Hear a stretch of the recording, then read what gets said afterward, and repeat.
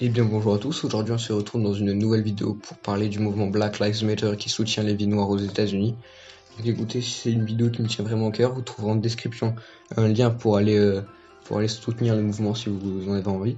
Et voilà, écoutez, n'hésitez pas à mettre les petits pouces bleus, les abonnements, les commentaires, activer les notifications, et puis écoutez, sur ce mot je vais vous souhaiter bonne vidéo. Être libre, ce n'est pas seulement se débarrasser de ses chaînes, c'est vivre d'une façon qui respecte et renforce la liberté des autres. Nelson Mandela.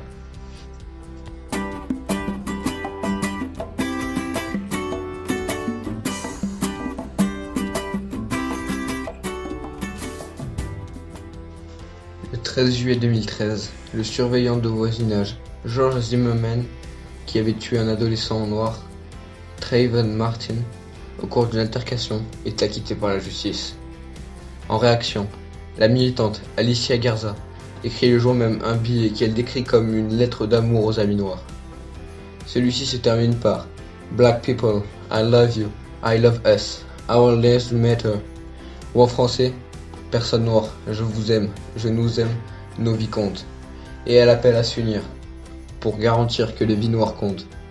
Patrice Cullors, ami d'Alicia Garza, est également activiste, republie le billet sur Twitter et y joint le hashtag Black Lives Matter.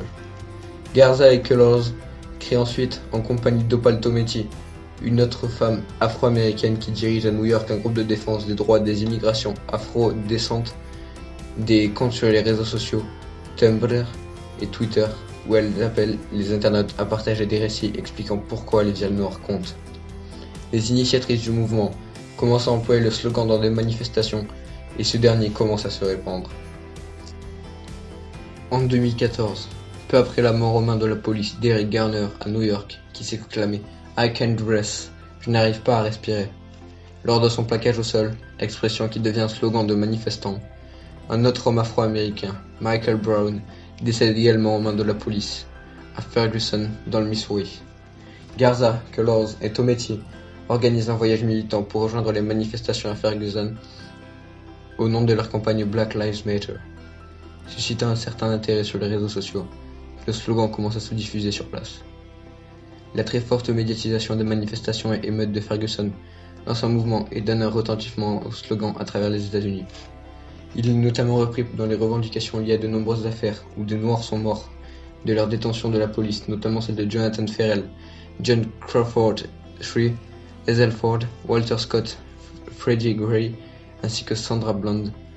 Fin 2014, il est utilisé par la politicienne Hillary Clinton, puis apparaît dans un épisode de la série télévisée afro-américaine Empire. À partir de l'été 2015, les activistes du mouvement Black Lives Matter s'impliquent dans la campagne présidentielle de 2016.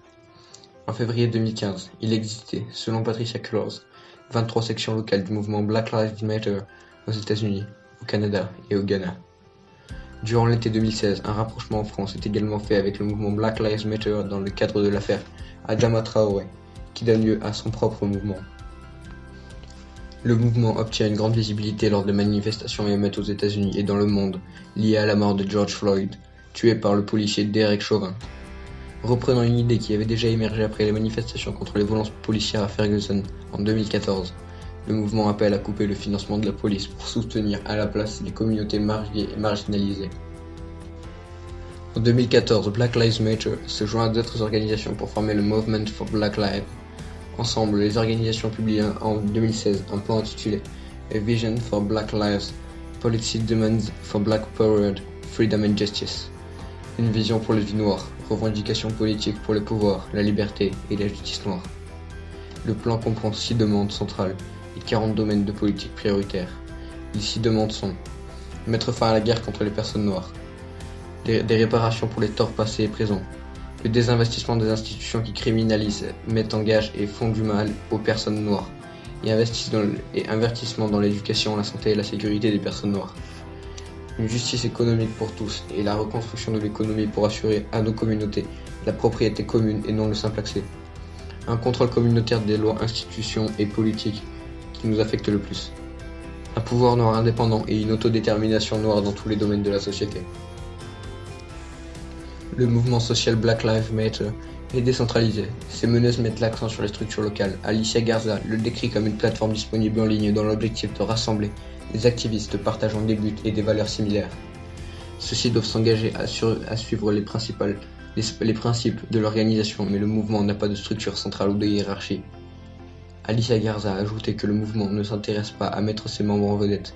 En 2016, il existe 30 groupes Black Lives Matter dans le monde, principalement aux États-Unis, mais aussi au Royaume-Uni, au Canada, en Australie et au Ghana.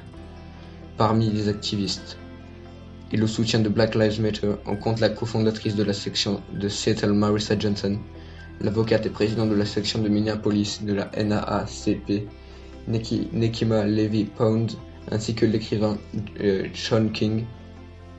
Le manque de structure de Black Lives Matter a pu créer des confusions dans les médias traditionnels ainsi qu'au sein même des activistes. Le mouvement Black Lives Matter est membre de l'organisation Movements for Black Lives, créée en 2014 pour représenter les intérêts des communautés noires américaines, en particulier face à des violences policières de plus en plus visibles. En 2015, Dionetta Eleze, Jerry Mackinson, Brittany Packnett et Samuel Zingyangui ont créé Campaign Zero, qui milite pour des réformes pour mettre fin à la brutalité policière. En 2015, Politico rapportait que des activistes du mouvement tenaient des rencontres secrètes avec le club de donateurs progressistes Democracy Alliance, qui comprend certains des plus grands soutiens financiers du Parti démocrate comme Paul Egerman et le milliardaire Tom Steyer. L'organisation et des organisations apparentées œuvrant pour la communauté noire et où les droits civiques reçoivent des dons d'entreprises. Certaines entreprises américaines soutiennent également le mouvement en doublant les dons de leurs employés. Selon un sondage de 2016, un tiers de la population américaine rapporte ne pas comprendre les objectifs du mouvement. Si le mouvement est très majoritairement apprécié des Afro-Américains, 49% des Blancs américains disent l'appuyer, alors que 28% y sont opposés. Au sein de la population, le sujet sépare très clairement les électeurs démocrates des républicains. 64% des personnes qui disent voter démocrate approuvent le mouvement contre seulement 20% des républicains, qui s'y opposent à plus de 50%. Les électeurs indépendants blancs le soutiennent à 42% et s'y opposent à 25%. De nombreuses entreprises partagent le hashtag Black Lives Matter, souvent accompagné d'annonces de donations et des organisations caritatives œuvrant pour la communauté noire et ou les droits civiques, dont l'organisation Black Lives Matter. Ces entreprises sont actives dans des domaines variés comme l'internet et les technologies numériques, le jeu vidéo ou les cosmétiques. En juillet 2020, plusieurs employés de l'entreprise américaine Cisco, qui soutient le mouvement, sont licenciés pour avoir critiqué ce soutien sur une messagerie interne lors d'une discussion sur les questions raciales. En février 2016, le fondateur et directeur général de Facebook, Mark Zuckerberg, écrit à ses employés pour leur demander d'arrêter de barrer les mentions Black Lives Matter et de les remplacer par All Lives Matter. Toutes les vies comptent, sur les murs dédiés à l'expression des bureaux d'entreprise. Il affirme que ce comportement est irrespectueux et même malicieux, après diverses réprimandes de sa part à ce sujet, et annonce que l'entreprise est en train d'enquêter ces incidents profondément blessants et fatigants. En mai 2016, des anciens employés de Facebook révèlent qu'à l'époque où ils travaillaient pour l'entreprise, les sujets remontés parmi les contenus populaires étaient sélectionnés par une équipe de curateurs qui écartait délibérément les sujets politiques à tendance conservatrice. À l'inverse, certains sujets peu populaires, comme le mouvement Black Lives Matter, étaient remontés manuellement par l'équipe.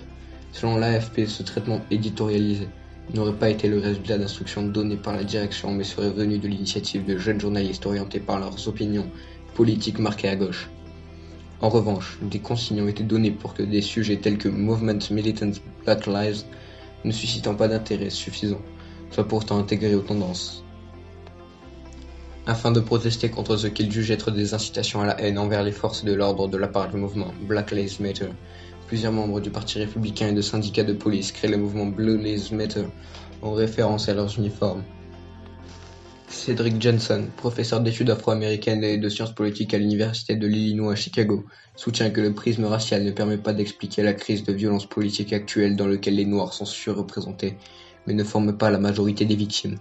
En 2016, 1138 personnes ont été tuées par la police aux États-Unis, parmi lesquelles 504 Noirs, 306 Blancs, 195 Latinos, 24 Asiatiques ou autochtones des îles du Pacifique, 13 Amérindiens et 27 personnes dont l'origine ethnique reste inconnue. Les individus sans emploi ou sans domicile, ceux qui travaillent dans l'économie informelle ou qui vivent dans des zones où ce type d'économie domine, sont les plus susceptibles d'être régulièrement surveillés, harcelés et arrêtés. Les militants de Black Lives Matter postulent que les Noirs font l'objet d'une injustice ciblée alors que la violence de l'État carcéral touche l'ensemble des classes populaires.